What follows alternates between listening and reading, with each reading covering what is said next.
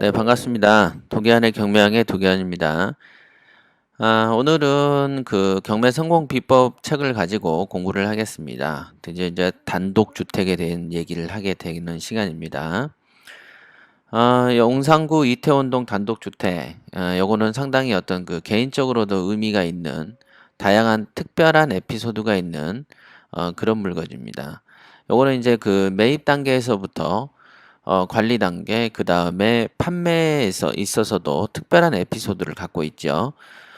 특히 판매를 할 때는 그 에피소드는 그다지 좋지 않은 에피소드입니다만, 당시에는 엄청나게 불쾌하고 속아서 이렇게 판매를 하게 된 에피소드가 있습니다만은, 지금 정도면 뭐 공개를 해도 상관은 없을 것 같습니다. 그러나 이제 깊은 부분까지는 공개를 할 수는 없고요.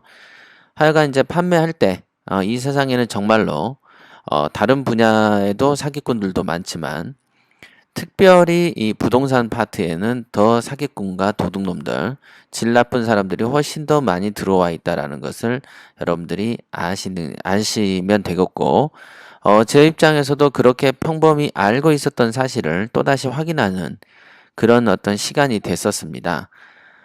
실제로 보면은, 경매 투자를 많이 하다 보면은, 부자 될 사람과 아닌 사람은 정말 쉽게 구분이 됩니다. 벌써 하는 짓이 다릅니다. 그래서 뭐 공부를 하는 모습만 봐도, 요렇게 하는 사람과 저렇게 하는 사람의 딱 차이를 보면 금방 알죠. 그러니까 마치 고3 그 선생님이 공부하는 걸 보면은, 얘가 어느 대학 좀 가겠구나, 라고 쉽게 식별하고 쉽게 구별하는 것처럼 그렇습니다. 그만큼, 저도 이제 경매라는 걸 가르쳐보고 하기 때문에, 공부하는 스타일, 사고하는 방식, 기타 등등을 살펴보면은, 그 사람들의 어떤 미래가 읽히죠. 네. 자, 한번 읽어보면서 해보겠습니다.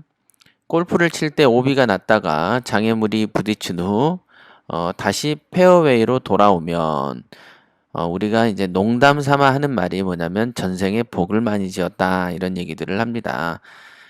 저 같은 경우에도 이제 영락 없이 오비가 나는 상황인데 그 필드에 이제 세우는 가로등이 있어요. 쇠 가로등을 부딪혀서 들어온 경우 뭐 이렇게 100% 오비인데 돌과 돌을 부딪히더니 좀 더 멀리 가가지고 안전하게 페어웨이로 들어오는 경우 그런 경우들이 은근히 많습니다. 그럴 때마다 이제 우리가 농담 삼아서 야, 이거 뭐 어떤 복을 지었구나 이런 얘기들을 많이 하는데요. 제가 이제 경매 투자를 하는 데 있어서 이렇게 조금 눈먼 돈이랄까요? 꽁돈을 벌게 된 것이 바로 이태원 단독주택입니다. 즉, 저의 어떤 실력보다는 조금 재수가 작용했던 물건이다. 이렇게 저는 평가할 수 있겠고요. 이 물건의 개요를 먼저 설명을 드리면 단독이죠. 토지가 이 65평입니다. 적지 않죠. 평당 1000이면 6억 5천 되겠습니다. 건물 면적은 90평 이렇게 되어 있고 건물은 지하 1층, 그 다음 지상 2층 이렇게 형성되어 있습니다. 그 다음에 시세는 6억 5천 정도 하고 감정가는 한 5억에서 하고 최저가가 2억 3천 요 정도 됐었습니다. 그러니까 한 50% 가격에 형성되어 있었던 물건이죠. 그러면 왜 이렇게 많이 떨어졌느냐? 자, 요즘에는 6억 5천이 시세여도 당시에는 감정가는 한 5억 정도 됐었습니다. 요즘에는 어떻습니까? 요즘에는 이제 감정이 5억이다 해도 시세가 한 4억 얼마밖에 하지 않는 물건이 많죠. 당시에는 이제 노무현 정권 시절이어서 부동산 가격이 폭등하던 시절이었습니다. 이럴 때 상당히 그 재수가 좋았죠. 어떤 물건이든지 잡으면 다 돈이 되던 시절이었어요. 그 당시에는 실력에 어떤 큰 차이가 없었고요. 그래서 실력이 높으나 낮으나 어찌됐든 경매만 하면 돈은 벌던 시절이었습니다. 그런데 그 당시에도 물론 이렇게 그 제가 늘 말씀드리지만은 경기가 호황이고 부동산이 수시로 오르던 시절 같으면 여러분들은 잔챙이 물건을 하는 것보다는 굵직굵직한 물건 하는 게 좋겠죠. 물론 가진 자본이 없다면 어쩔 수 없는 것이지만요. 또 이렇게 경기가 조금 하강 국면을 탈 때는 굵직굵직한 물건도 좋지만 잔챙이 물건도 괜찮습니다. 그러니까 그런 형태의 어떤 그 시절에 따른 전략이 필요하다라는 것을 아시면 되겠고요. 저는 그 당시에 부동산이 이제 많이 오르던 시절이었기 때문에 나름 그 전략적으로 평수가 큰 것을 잡았죠. 주로 단독주택의 장점 중에 하나라면 투자한 원금을 회수하는 데 굉장히 유리하다라는 것이 장점입니다. 책에서 일반인들이 많이 쓰지만은 적어도 빌라 아파트보다는 단독주택이 손이 좀 많이 가죠. 인테리어를 한다면 돈이 조금 더 드는 경우들이 있습니다. 모든 경우가 그렇게 해당하지는 않습니다. 그냥 보편적으로 전세 7천, 8천에 이제 들이던 입장에서 그 사람들 수준의 인테리어를 해놓으면 되는 것이죠. 그걸 갖다가 모든 단독을 사서 허름하니까 다 제대로 고치겠다라는 생각은 올바른 생각이 아닙니다. 자, 그럼 이태원 거에는요, 어떤 문제가 많았었습니다. 문제를 한번 읽어보죠. 자, 문제는 읽어보겠습니다. 첫 번째는 좋지 못한 토지 모양을 볼 수 있겠습니다. 땅 모양이 번듯해야 하는데 본 물건의 토지는 삼각형입니다. 남산 순환도로변에 있었죠. 땅 모양새가 원래 삼각형이다 보니까 집이 지어진 101호, 201호, 202호 중에서 202호 부분만 사각형이고 나머지 101호, 201호는 삼각형 형태, 약간 집 모양새가 좋지 않은 그런 형태의 물건이었어요. 그래서 이태원 그 남쪽이죠. 남산의 남쪽에 있는 업자들에게 다 물어보면은 그런 집을 왜 사냐 이렇게 항상 물어봤어요. 말을 했습니다. 한 15군데 정도 조사를 해보면은 누구 하나 가릴 것 없이 거기는 산꼭대기 집이 아니냐. 그쵸? 본인들 입장에선 산꼭대기 집이죠. 그렇지만 남산 순환도로변에서 보면 첫 번째 집이 되죠. 어찌됐든 산꼭대기 집이고 땅 모양도 엉망이고 그런 집에서 새도 잘 안 나가지 않겠냐. 이런 식으로 평가를 하는데 실제로 들어보면은 그 논리적인 어떤 타당성은 있습니다. 그죠? 삼각형 부지에 집을 지어 놓으면 얼마나 이쁘겠습니까? 그리고 거기에 어떤 빌라들의 어떤 모양새들이 보면 사각형 형태의 집도 아니고 삼각형 비스꾸로만 어떤 마름모꼴 형태의 집에서 구조가 잘 빠지지 않았기 때문에 전세나 월세가 잘 안 나갈 것이다 라고 얘기를 하는 것도 그걸 딱 듣자마자 그건 틀린 견해다라고 보기는 어렵지 않겠습니까? 하지만 전세 월세는 금방 나갔습니다. 왜 그랬을까요? 어느 지역이든 간에 모든 사람들이 어떤 그 자기가 입주할 공간의 구조를 다 따져보면서 이쁜 집 먼저 순서대로 나가는 건 아니죠.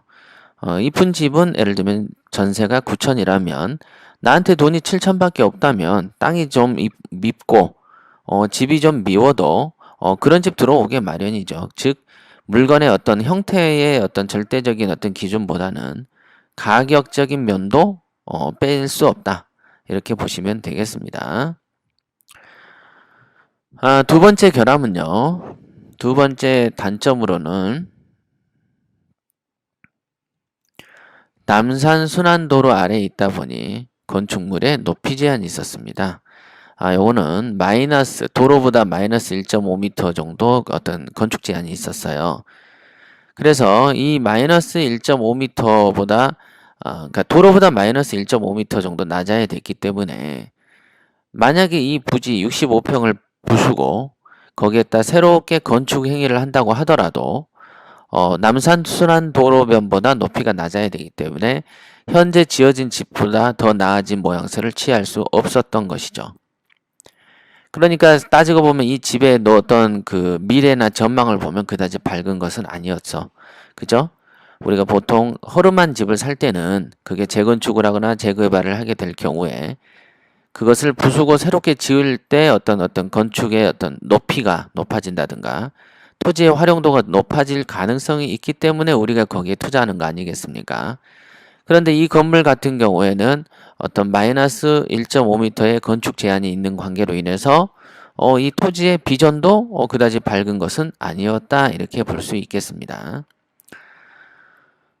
세 번째 단점으로는 건축물 대장을 떼어보면 다가구인데 등기부상에는 다세대로 등재되어 있다. 다가구는 등기가 하나죠. 주인도 하나입니다만은 다세대는 101호, 201호, 202호 소유자가 별도로 존재하죠. 이 건 같은 경우에는 빌라가 일종의 다세대 주택이 세 채가 나온 것인데 건물은 통으로 나왔고요. 소유자는 하나인 상태였던 것이죠. 그래서 어찌됐든 101호, 201호, 202호 등기가 별도로 존재했어요. 그 다음에 다가구 주택 형태로 단독주택처럼 외형은 생겼었고요. 그래서 이렇게 공부상의 어떤 차이점으로 인해서 나중에 사람들이 낙찰 받고 나서 어떤 사후 처리가 걱정이 되기도 하지 않겠습니까? 그런 연고로 인해서 또다시 사람들이 많이 응찰하지 않았던 어떤 물건입니다. 이 물건이. 자, 그 다음 네 번째 단점으로서는 말소 기준 권리가 되는 2003년 2월인데 신모 씨가 입주 시기가 2002년 9월이기 때문에 이 사람의 보증금 중 일부, 즉 선순위잖아요. 그러니까 한 1,700만 원을 낙찰자가 물어줘야 하는 물건이었습니다. 이게. 즉 선순위 세입자의 미배당금 중 일부를 보상해주는 사건. 그렇죠. 그러니까 네 가지가 뭐였어요? 땅 모양새가 삼각형이어서 101호, 201호가 땅 모양, 그 집 모양이 어그러진 마른 목골이었다. 그리고 그 도로변, 이게 지금 이게 보이시는 이 부분 있죠? 잠깐만요. 사각형 만들고. 지금 보이는 이 부분이 남산순환 도로예요. 그 다음에 집은 요 집이죠. 집은 이 집인데 딱 보시면 아시겠지만 도로보다 지대가 낮습니다. 그죠? 도로보다 이제 그 지대가 많이 낮죠. 즉 지대도 낮고 땅 모양도 어그러졌고 집 모양도 어그러졌고 그 다음에 선순위로서 인수할 자금이 한 1,700 정도 있는 하여간 보기에 좋지 않고 산꼭대기 집이고 전월세가 잘 안 나간다고 15군데의 부동산 업자들이 안 좋다고 했던 그런 물건이 바로 이 물건입니다. 이 물건이죠. 그러면 이 물건에 그 외에도 인근 부동산 업자들의 부정적인 시각들로 인해서 이 물건은 그리 매력적인 물건은 아니었습니다. 더군다나 지하층은 남대문 시장에서 일하는 상인이 창고 용도로 양말 같은 거를 쟁겨놨던 곳이죠. 제가 이렇게 지하를 봤을 때 굉장히 습해서 사람은 살기는 어려웠습니다. 그런데 이제 남대문에서 물건을 이제 장사를 하는 상인이 그것을 창고로 쓰고 있더군요. 월세 한 30만 원씩 내고 있었던 걸로 기억을 합니다. 그리고 나머지 세대원들은 경매가 개시된 바로 직전과 직후에 전입한 사람들이었다. 이사비를 노리고 경매 개시 결정 등기 직전과 직후에 전입한 사람들이 있어서 경매 초보자들에게 위화감을 주는 케이스였다. 아마도 이제 그 당시에 정상적인 세입자 이외에도 직전 직후에 전입한 사람들이 은근히 여러 명이 더 있었던 걸로 알고 있습니다만은 그냥 막 샀죠. 뭐 그런 사람들이 뭐 명도할 때는 큰 문제를 발생시키진 않습니다. 여러분들에게 외견상 조금 어렵게 보인다. 그 정도 효과죠. 자, 그러면 여러분들이 이 네 가지의 어떤 결함들이 있는 물건을 여러분들이 봤을 때 과연 용기를 가지고 과감하게 입찰을 할 것인가? 한번 생각을 해보세요. 저는 이 물건을 낙찰을 했고요. 그래서 이제 상당히 큰 돈을 벌었던 어떤 케이스입니다. 자, 이거는 여기까지 하시고요. 다음 시간에 뵙겠습니다.